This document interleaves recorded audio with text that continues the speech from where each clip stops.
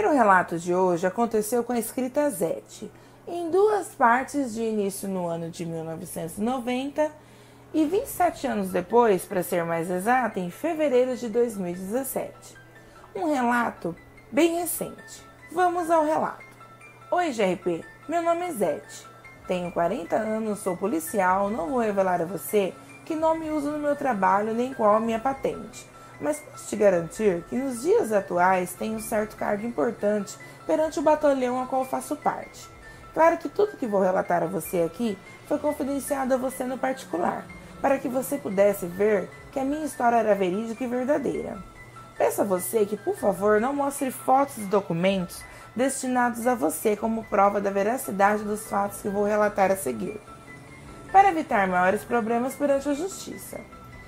Lembrando, GRP, que a primeira parte do relato que vou lhe contar aconteceu comigo no ano de 1990. Eu tinha 12 anos e morava com minha mãe e meu padrasto num sítio no interior de São Paulo. Devido ao relato ser intenso e muito forte, não vou revelar aqui o nome da cidade em que morava nessa época. O que posso dizer é que a cidade ficava no interior de São Paulo. Minha mãe estava grávida de meu irmãozinho, filho dela com meu padrasto. Minha mãe era viúva, meu pai morrera muito jovem, deixando apenas eu e minha mãe. E ela se envolvera com esse senhor chamado Antônio. Juntou os trapos com ele. Era o termo que ela mesma dizia. E assim minha mãe seguiu sua vida. Meu padrasto não era uma pessoa ruim para mim, mas também nunca me defendeu ou me apoiou em nada. E eu tive a prova disso em fevereiro de 1990. Naquelas redondezas, meu padrasto tinha um freguês, que sempre comprava gado dele. Esse freguês do meu padrasto se chamava Jerônimo. Era um homem de 39 anos, tinha 1,90 m de altura, muito estranho, peludo. O homem tinha um cheiro estranho. Parecia feder cachorro molhado, unhas longas e muito sujas. Suas roupas de grifes, novas e impecáveis, não ajudavam em nada para que o seu odor horrível e suas maneiras grotescas fossem escondidas. Então ele virou para o meu padrasto e disse: "Viu, Toninho, eu preciso de uma moça para limpar a minha casa. Quero contratar a sua enteada." Minha mãe disse: "Ela é muito nova ainda." Mas meu padrasto era quem dava a última palavra naquela casa. E disse: "Ela vai completar 13 anos. Pode muito bem trabalhar." E acertou com um tal Jerônimo para mim começar a trabalhar para ele. Deus é minha testemunha que implorei a minha mãe para não me deixar ir trabalhar para aquele ser estranho, mas ela nada fez. Então, na manhã seguinte, comecei a trabalhar para ele. Eu ia todos os dias de bicicleta e voltava de bicicleta embora. Seria só meio período, na parte da tarde, já que de manhã eu estudava na vilinha próxima ao sítio. Cada dia que se passava, coisas estranhas aconteciam durante o trajeto da minha volta para casa. Eu voltava sempre umas 7, 8 horas da noite. E pela estrada de terra que eu passava, algo me perseguia. Eu não sei o que era. Toda vez que o capim alto em volta da estrada se quebrava, um cheiro de enxofre se alastrava pelo ar. Uma certa tardezinha, que eu estava próxima do sítio do meu padrasto, olhei para trás e vi ao longe um ser no meio da estrada. Era um ser gigantesco, com olhos vermelhos que brilhavam feito fogo. Aquilo estava de pé, em duas patas. Era muito peludo, parecia um enorme cachorro negro. Corri para casa sem olhar para trás, chorando, e minha mãe disse: "Toninho, só pode ser um lobisomem." Meu padrasto foi lá, viu, procurou e não tinha nada. Então meu padrasto disse: "É mentira dessa menina, ela tá arrumando desculpa para não trabalhar." Minha mãe disse para mim: "Vou falar com o senhor Jerônimo para te liberar uma hora mais cedo. Assim você não volta tão tarde para casa." Então minha mãe falou com o tal senhor Jerônimo, mas ele não gostou nada da história. Depois desse ocorrido, percebi que ele começou a me olhar de um jeito estranho. Às vezes eu estava lavando a louça, ele chegava bem de mansinho, me cheirava e dizia: Você é carne fresca. Vou pedir a seu padrasto que me dê sua mão. Quero você como minha mulher. Eu, ao ouvir essas palavras, saí de perto dele. E ele ria muito alto. E eu dizia, eu não quero me casar com o senhor. Ele continuava a rir, tão alto que me dava calafrios. Na casa apenas morava ele e sua mãe, que era acamada. E como tinha sofrido derrame, ela não conseguia falar direito. Hoje penso, GRP, como minha mãe foi omissa com relação a mim.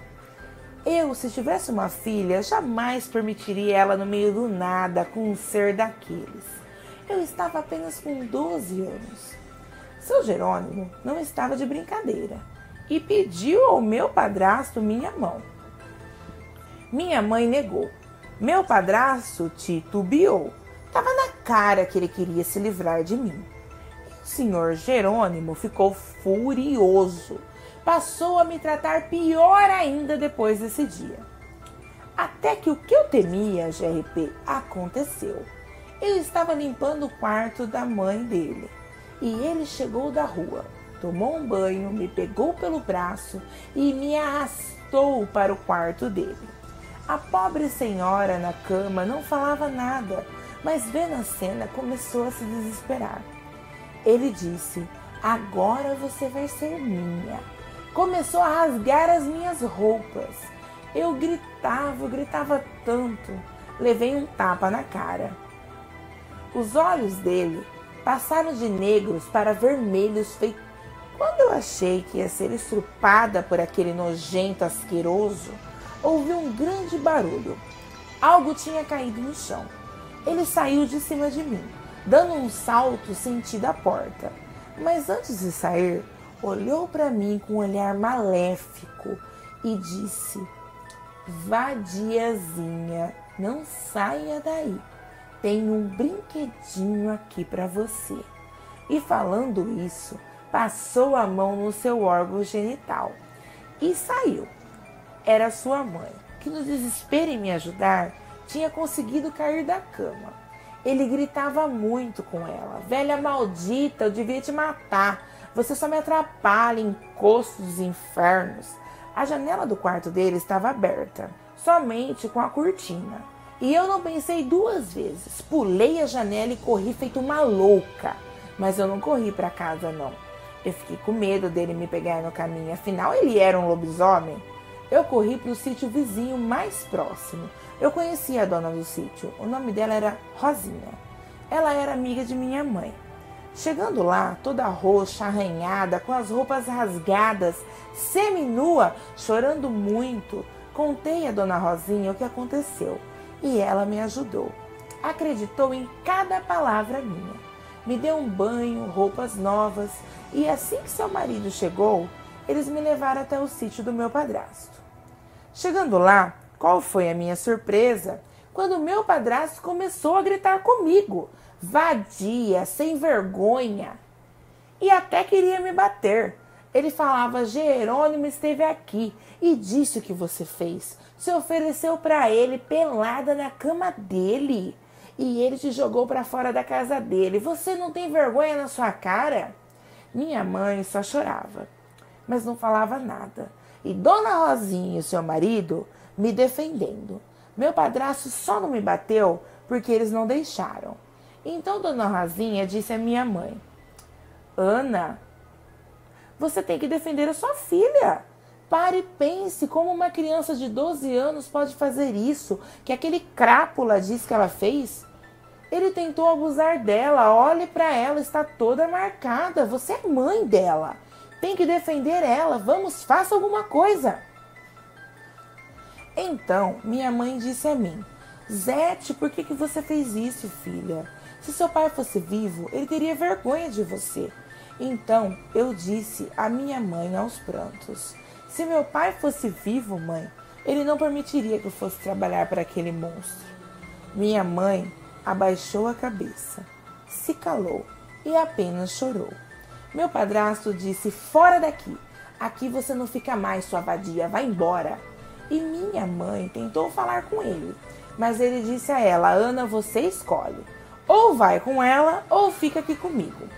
E minha mãe resolveu ficar com ele. Eu só não fiquei na Rua da Amargura porque Dona Rosinha me levou embora para o sítio dela.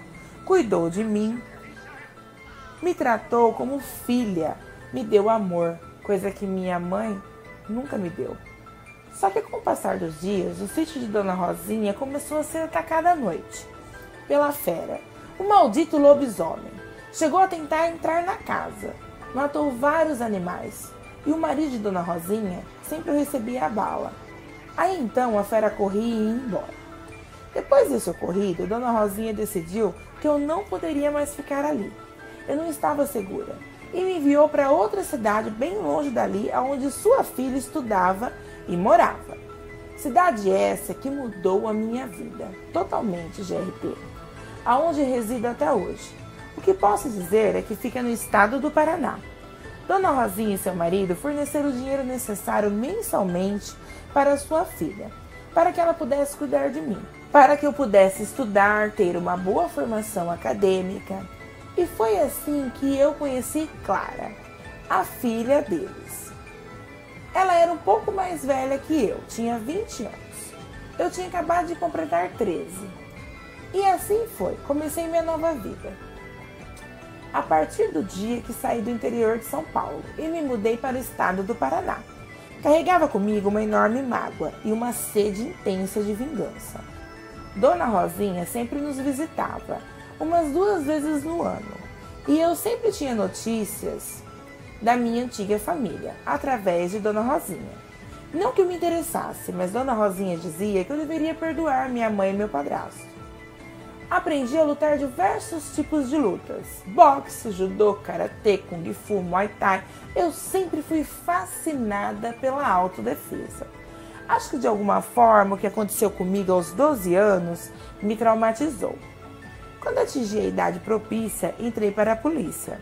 Segui uma carreira exemplar, até chegar no patamar em que me encontro atualmente.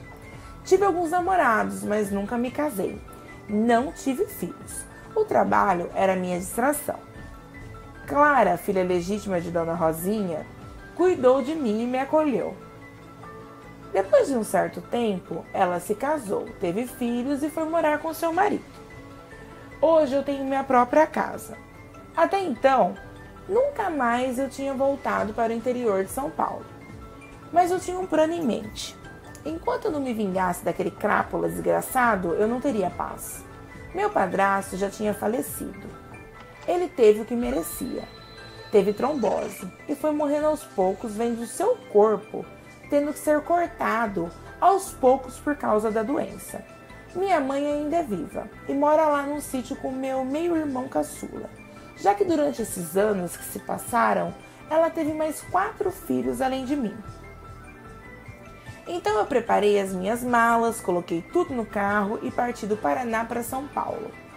Não para a casa de minha mãe de sangue, mas para a casa de minha mãe de coração. Aquela que realmente considero minha mãe, Dona Rosinha. Na minha mente, tudo preparado, cada detalhe, estratégia articularmente premeditada, incluindo o armamento que eu levava. Já que para mim, arma não seria um problema.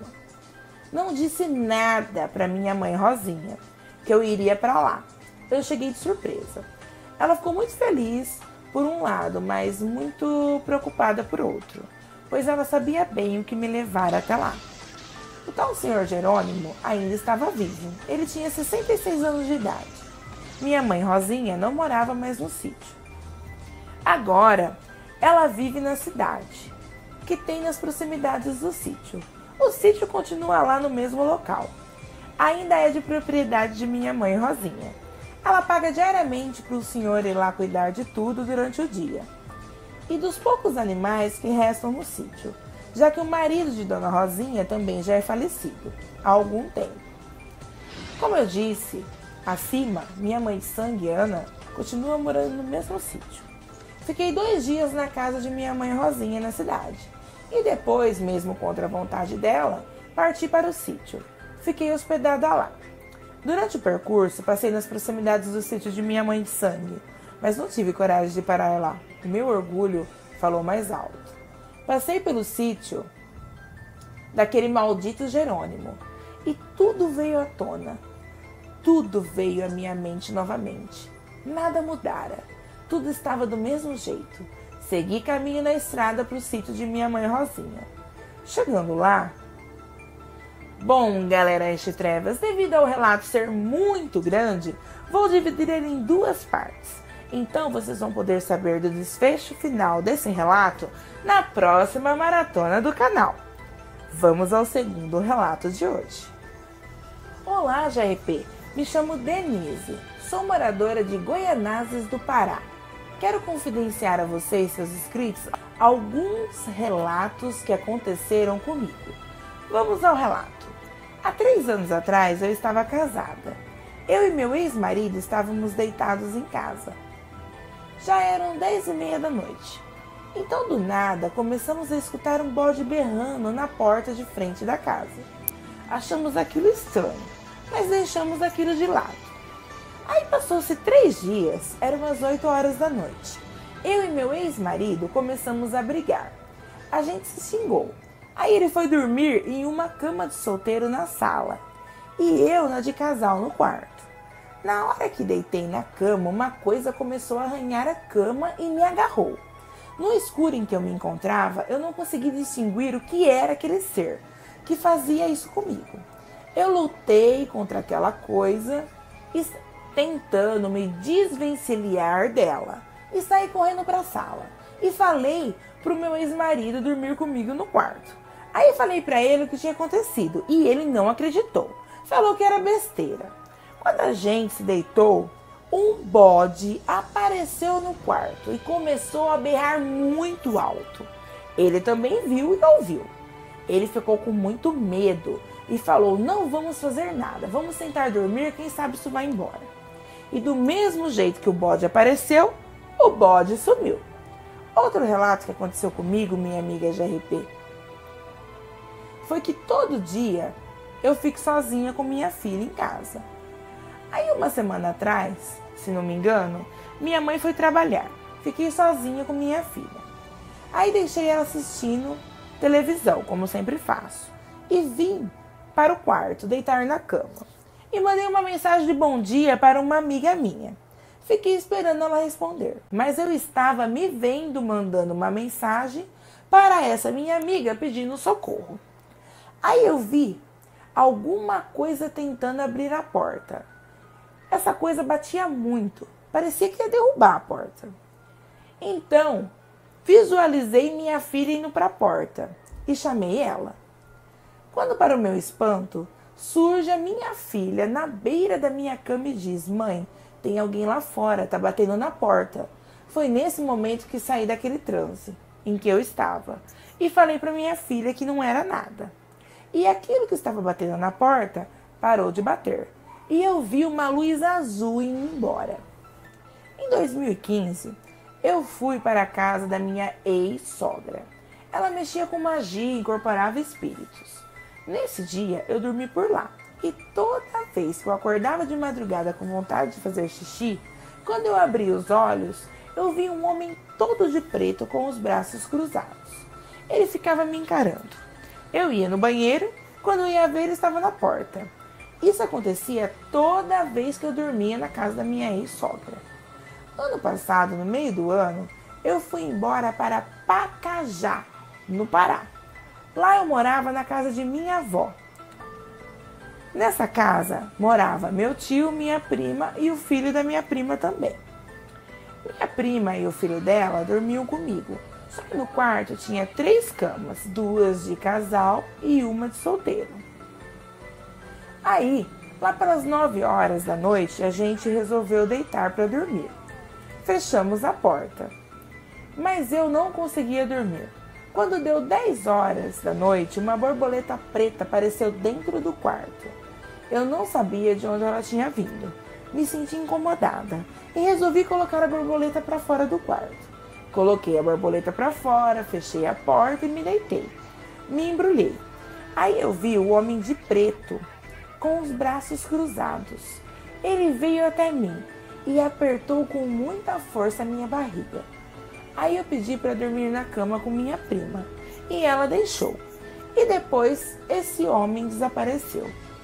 Em setembro do ano passado, vim embora para Goianazes e não aconteceu nada. Mas nesse ano, no mês de maio, eram 11 horas da noite e eu estava mexendo no celular, quando senti que tinha alguém me olhando.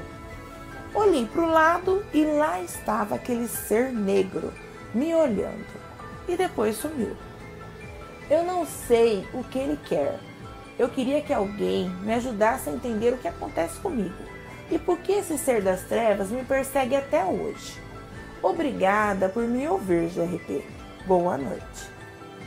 O terceiro relato de hoje se passou com o inscrito Alex. Vamos ao relato. Olá, GRP. Meu nome é Alex, moro na cidade de Piracicaba. O relato que vou contar agora aconteceu comigo quando eu tinha 10 anos, no ano de 2014. Meu tio veio passar um tempo aqui em Piracicaba, na minha casa. Mas chegou o dia dele ir embora, então ele me convidou a passar uns dias junto com ele na casa dele, na cidade onde ele morava. A viagem demorou 3 dias, até que chegamos na casa do meu tio. A casa do meu tio ficava na cidade de São José das Piranhas, na Paraíba. Então chegamos, nos acomodamos, peguei minhas coisas e deixei lá. Passei um dia agradável. Meu tio tem o costume de ir para o sítio dele, entrar no mato e caçar. Toda vez que eu ia visitar o meu tio, ele sempre me levava junto com ele. Minha tia chamou a gente para almoçar. Almoçamos e fomos para o sítio, pois meu tio tinha uma grande plantação de milho. E atrás dessa plantação de milho tinha uma floresta, na qual era onde a gente ia caçar. Pois, segundo meu tio, tinha algum animal destruindo a plantação de milho dele. E meu tio desconfiava que era um veado. Peguei minhas coisas, meu tio pegou as dele, 2 armas. Meu tio me deu uma faca, meu tio mandou eu subir em cima de uma árvore e ele subiu em outra árvore. E lá ficamos até a noite cair. A lua estava muito bonita, era noite de lua cheia. Dali daquelas árvores aonde estávamos, nós poderíamos ver o tal animal que estava destruindo a plantação do meu tio, chegando, para que assim então pudéssemos abatê-lo de surpresa. Eu já estava quase pegando no sono, mas meu tio continuava acordado. Passando-se um tempo, eu comecei a ouvir barulhos vindo da plantação de milho. Meu tio fez um sinal para mim ficar atento, e eu fiquei com a faca na mão, e meu tio com a arma apontada. Pensamos que era algum bicho, mas quando aquilo apareceu, o que eu vi parecia ser vindo direto do inferno. Um grande cachorro negro de olhos vermelhos, com um rosto que parecia de um cavalo, só que com a aparência de um pitbull.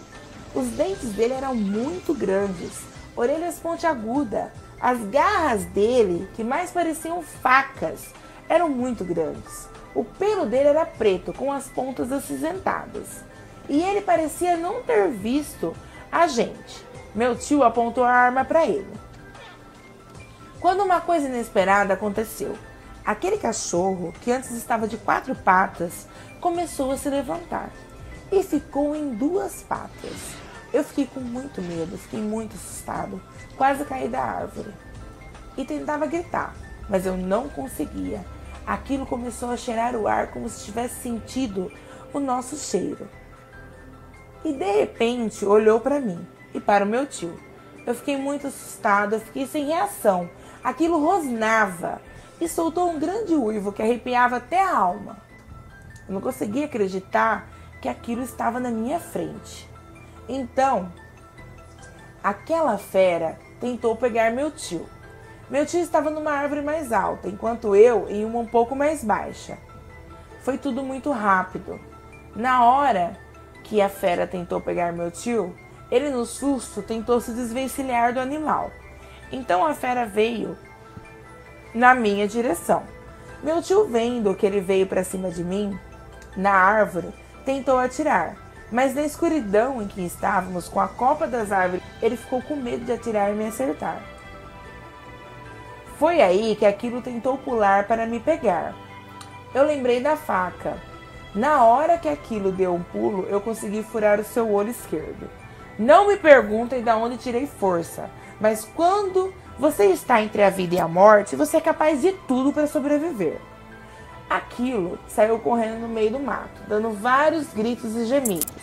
Quando eu e meu tio nos entreolhamos assustados e atônitos. Meu tio falou para mim: não desça, fique aí, vamos ficar aqui até o dia amanhecer. Assim que amanheceu, fomos embora. Eu não parava de pensar naquele bicho. Depois do ocorrido, voltamos para o sítio e, em seguida, para a casa de meu tio. Fomos então fazer compras. Tinha um bar que meu tio adorava passar para beber. Então eu e meu tio fomos nesse bar. E tinha um rapaz no bar que não gostava muito do meu tio. Esse cara estava saindo do bar quando me avistou e olhou para mim com um olhar raivoso. E eu pude notar que no olho esquerdo dele estava um tampão, um curativo. Foi quando eu reparei que foi bem ali onde eu dei a facada. Fiquei assustado na hora e com muito medo. Aquele moço olhou para mim e falou: você teve sorte, da próxima vez eu vou te matar, você e seu tio. Meu tio começou a brigar com o moço. Meu tio deu vários socos nele e aquele moço começou a brigar com meu tio, devolvendo-lhe o soco. E a confusão se armou. Até que o dono do bar saiu e separou os dois. Aquele moço foi embora em direção à sua casa. No outro dia, passamos em frente da casa daquele homem. E a casa estava fechada. Aquele homem tinha ido embora da cidade. E foi nessa hora que eu e meu tio tivemos a certeza que aquele homem era o lobisomem. Essa foi a minha experiência com o lobisomem de RP. Nunca, enquanto eu existir, eu vou esquecer aquele ser. Por sorte, eu e meu tio sobrevivemos àquela noite fatídica. O quarto relato de hoje aconteceu com o escrito Severo. Vamos ao relato. Olá, minha amiga de RP. Boa noite, me chamo Severo, tenho 58 anos. A história que vou descrever a você não aconteceu comigo, mas sim com meu pai. Prefiro não revelar o seu nome. Meu pai contava essa história com riqueza de detalhes. Nesse tempo eu ainda não havia nascido. Meu pai tinha 32 anos e trabalhava em Pernambuco, na cidade de Barreiros. Meu pai era maquinista de locomotiva, da usina Una. Em uma certa noite, ele foi entregar cana-de-açúcar para a usina, como era de costume. Ele disse que saiu de Bom Jardim, em Pernambuco, e quando chegou em um certo ponto, o clima esfriou drasticamente, chegando a apagar a fornalha da locomotiva, que era a vapor. Ele ficou surpreso, porque foi um acontecimento extremamente estranho, que nunca tinha acontecido. E a locomotiva simplesmente foi caindo a velocidade até parar. Ele disse que quando a locomotiva parou, os operários que trabalhavam junto com ele foram perguntar a ele o que estava acontecendo. Foi nessa hora que meu pai escutou um grito. E um dos homens que trabalhava com ele entrou na cabine correndo, gritando pelo nome dele. E dizendo: olha pra lá! Quando desceram com o lampião em mãos, os operários levaram um baita susto. E saíram correndo disparada, deixando a locomotiva e correndo de volta para Bom Jardim. Meu pai disse que a criatura que ele viu era um homem no escuro. E esse homem começou a se retorcer. Corria para o canavial, se jogava nos trilhos, se retorcia. Meu pai disse que todos os que estavam ali ficaram horrorizados, que não acreditavam naquilo que estavam vendo e no que estava acontecendo. O homem se transformou em uma criatura horrível, parte gente, parte bode, e tinha 2 metros de altura. Aquela criatura estourava e gritava berros horríveis. Meu pai e os demais companheiros dele não pensaram 2 vezes. Ninguém ia ficar ali para acender o fogo da locomotiva. Saíram correndo disparar do vilarejo mais próximo. Meu pai disse que correu tanto naquele dia que perdeu até um relógio de bolso que ele tinha.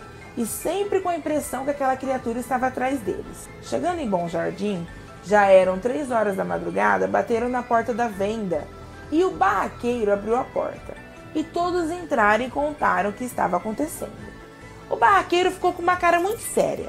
Ele disse que já fazia algum tempo que aquela criatura estava pelas redondezas. E contou que um amigo dele confidenciou a ele que quando foi colocar o fogo na cana, ele e mais 3 homens viram a mesma criatura, que estourava e dava gritos horríveis. E nesse dia, eles nem colocaram fogo na cana, saíram correndo. E diz que várias pessoas têm dado de cara com a tal criatura, que de uns tempos para cá vinha aterrorizando aquele local. O barraqueiro disse que não sabia se era uma alma penada ou alguém que se transformava em uma besta, mas seu filho tinha uma forte suspeita de que um homem que batia na mãe e falava vários palavrões e morava ali nas redondezas é que se transformava no tal bicho. Algumas pessoas mais antigas diziam que quando alguém maltrata sua própria mãe, essa pessoa fica excomungada, amaldiçoada, podendo virar uma besta. Meu pai, ouvindo essas histórias, não teve dúvidas que estava lidando com algo sobrenatural. Quando amanheceu, voltaram para a locomotiva, acenderam a fornalha e foram embora para a usina. Chegando lá, meu pai levou uma enorme bronca do encarregado, pelo atraso da entrega. Então meu pai e os demais companheiros de trabalho dele contaram ao encarregado o que havia acontecido e o motivo do atraso.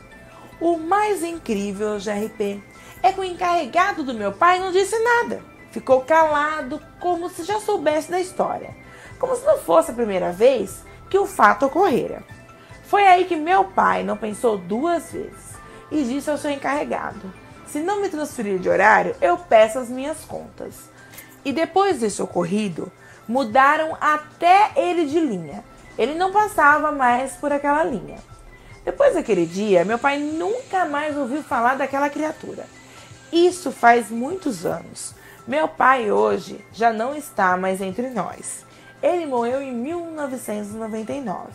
Mas sempre que ele tinha a oportunidade de contar essa história, ele sempre contava do mesmo jeito, com todos os detalhes, sem nunca aumentar ou diminuir nada. Bom, GRP, essa foi a história que aconteceu com o integrante da minha família. Espero que você e seus inscritos gostem.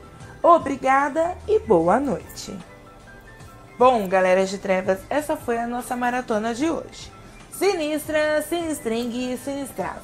Quero agradecer aos inscritos Severo, Zete, Denise e Alex, que muito gentilmente nos enviaram suas histórias. A vocês, um Hash Treva Beijos. Um Hash Treva Beijos caloroso a cada um de vocês e até a próxima história.